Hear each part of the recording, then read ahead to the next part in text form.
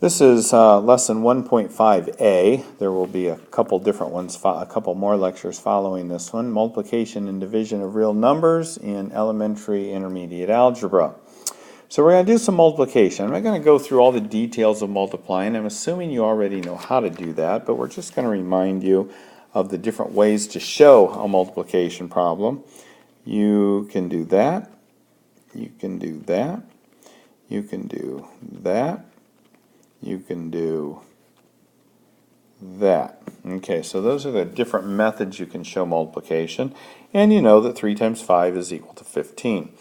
But what happens when we have 3 times 5, but it's a negative 5 instead of a positive 5?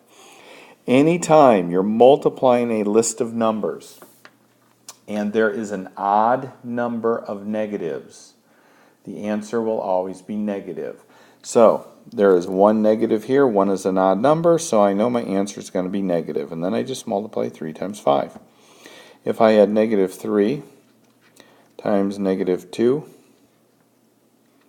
times negative 6, I've got 3 negatives, so 3 is an odd number, and so I'm going to get a negative answer. Then I just multiply my numbers. 3 times 2 is 6, 6 times 6 is 36. I don't have to worry about which one's negative. But if I had negative 3 times negative 2 times positive 6, I have an even number of negatives. That means my answer is going to be positive. So 3 times 2 is 6, times 6 is 36. So I really don't even have to worry about my negatives. Is the answer going to be positive or not? Just count the number of negatives that you're multiplying, and that'll tell you what your answer is going to be. But most of the time you're just going to be multiplying two numbers together. So the way it works is if both the numbers have the same sign, like that or like that, your answer will be positive for both of these since the signs are the same. If the signs are different, your answer will be negative. So signs are different, you get a negative answer. Signs are positive or both the same, you get a positive answer. So let's look at some problems here. Let's look at example 3. We have negative 2, and we're going to cube it. That means negative 2 times negative 2 times negative 2.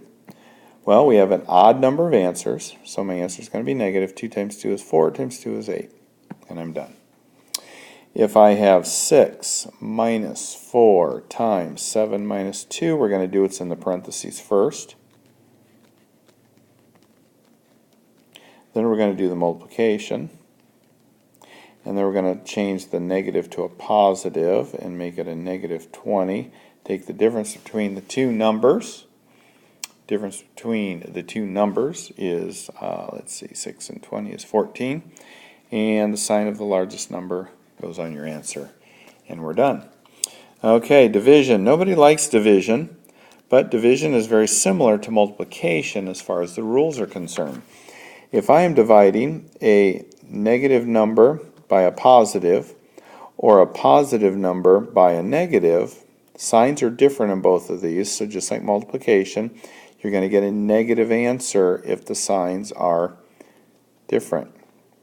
If the signs are the same, you're going to get a positive number because two negatives make a positive.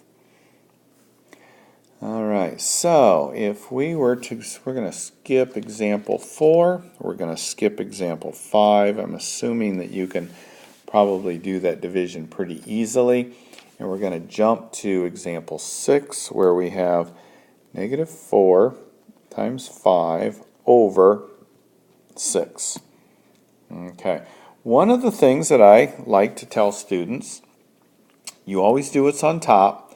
Always do what's on bottom before you try crossing the line here. So you just do this as a problem here, just the 4 times 5, and you ignore the 6. You do that on the next step. So once you get everything done on top, simplify it as much as possible, then you cross the line. So now we have negative 20 divided by 6, and then you can just reduce that to negative 10 over 3. If I have something like 30 over negative 4 minus 5. We're going to do the top first, which I can't do anything with, so I'm just going to leave it as 30. Negative 4 minus 5 is the same as negative 4 plus a negative 5. And remember that if the signs are the same, you add them up. Put the sign on the answer, so we get 30 over 9. Now notice what we've got here. We have 30 over negative 9, or if we reduce this, we get 10 over 3. 3 goes into 30 10 times, 3 goes into 9 3 times. But notice what happens here. We've got a negative down here. That means this, all right, let's take this and do it this way. I'm going to make this 10 over 3, and I'm going to leave the negative on the bottom. All right, so 10 over negative 3 is the same as negative 10 over 3, which is the same as 10 over 3 with a negative in front of it. Those are all equal to each other, so it does not matter how you write your answer. Normally, what we do is we write it like one of these two ways. Usually, if you're going to pick one, this is the one that's going to be what you're going to use in your final answer, is the negative in front of both numbers. But they're all equal to each other, so it really doesn't matter. So let's look at example 7. This is A. So again, we're going to do what's on the top. We're going to do the multiplication first. That's what PEMDAS says. So we get negative 6 plus 4 over 12. Negative 6 plus 4, we're going to take, because the signs are different, the difference between the two, the sign of the biggest one, we're going to put there, and we're going to put it over 12. And that's going to equal negative 1 over 6. The next one says we have 5 times negative 4 plus 6 times negative 1 over 2 times 3 minus 4 times 1. All right, so we're going to do on the top first. So we've got 5 times negative 4 is negative 20, plus 6 times negative 1 is negative 6, over 2 times 3 is 6, minus 4 times 1 is 4, so we're going to make that a plus negative 4. So signs are the same, we add those up. Signs are different, we take the difference between the two, put the answer of, or the sign of the biggest number on the answer. Now we have negative 26 over 2. 26 over 2 is 13. Since we have one negative and that's odd, our number is going to be negative. So for example number 8, again we're going to do what's in the numerator first. So 5 squared is 25, minus 3 squared is 9, because we do the exponents first. And on the bottom we have negative 5 plus 3, so let's just write that way. Alright, 25 minus 9 is going to give me 16. Negative 5 plus 3, signs are different. Take the difference between 5 and 3, put the sign of the largest number on top. 16 over 2 is 8. We have one negative sign, that's an odd number, so our answer is going to be negative 8. Alright, so finally on the B part of example 8, we have 3 plus 2 squared over negative 3 squared minus 2 squared. Okay, this one will be fun. We do what's in the parentheses first, PEMDAS, and then we do exponents. So parentheses, that would be 5 squared, and that is actually then, when we square that, going to give me 25. Now let's look on the bottom. This here, negative 3 squared. Again, I think we've already gone over this once. There's no parenthesis. We just square the 3 and the negative tags along. Same with this one here. There's no parenthesis, so the negative stays there and we just square the 2. If this were written that way, it's negative 4. If it was written this way, it would be positive 4, because we're squaring the whole negative 2, when right here we're just squaring the 2. Okay, so what do we have now? We're going to change that to a plus and that to a minus. So we have an addition problem. Negative 9 plus negative 4, signs are the same, so we add them up and put the negative sign on there, and we get negative 25 over 3. This next section is translating words into symbols. And so if you look at the table there, it's just saying the product of A and B would be A times B. So if I said, what's the product of 4 and 5? That means what's the answer to the multiplication problem when I take 4 times 5? Okay? So if I said the product of A and B, I would write A times B, or just AB. If I said A multiplied by B, I'd have A times B. Or what if I said twice B? It'd look like that. Or if I said the ratio of A to B, the ratio is always written as a fraction, and the 2, TO, is the line right here. So if I'm looking at the ratio of A to B, it would be TO and be the line there. A divided by B. A into B. Because the bottom number is always the one that's going into the top one. So like 24 over 3 says 24 divided by 3, or how many times does 3 go into 24? All right, division with the number 0. It's really interesting that students think that this is a silly thing with 0 with your division, but when you get into college algebra and calculus, you use the idea of dividing by 0. So we're going to look at that. Anytime we have 0 in the numerator, our answer is always 0. 0 divided by 5. So if we have nothing and we try to divide it into 4 parts, what do we have?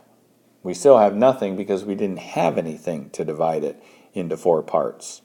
On the other hand, if the 0 is on the bottom, that is not only bad form to write, but it is called undefined. So you can write it as undefined. You can also write it as the null set, meaning it does not exist. That symbol there is NULL, the null set. So any number over 0, because no matter what number, let's say, I'm going to set that to equal to n. No matter what number n is, no matter what number it is, when we multiply it by 0, we get 0. We do not get 5. So for instance, if I have 10 over 2 equals 5, if I take this answer times the bottom, I will always get 10. Well, if I have 5 over 0 equals n, that means I'm going to take this times this, and I should get 5, right?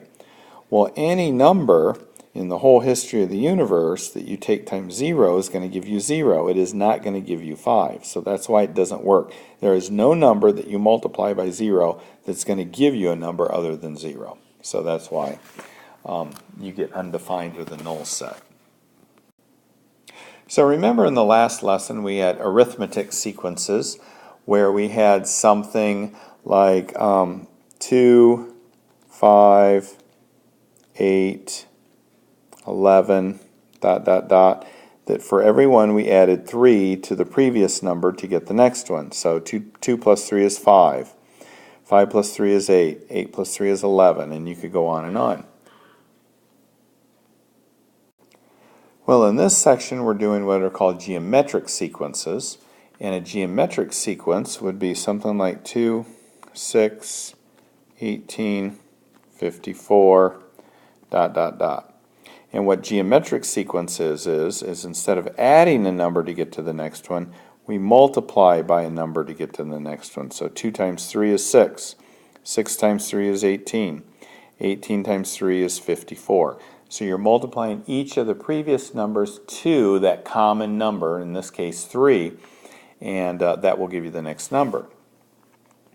So that's what we're doing for geometric sequences, not much to that. So the next video is just going to be on the problem set.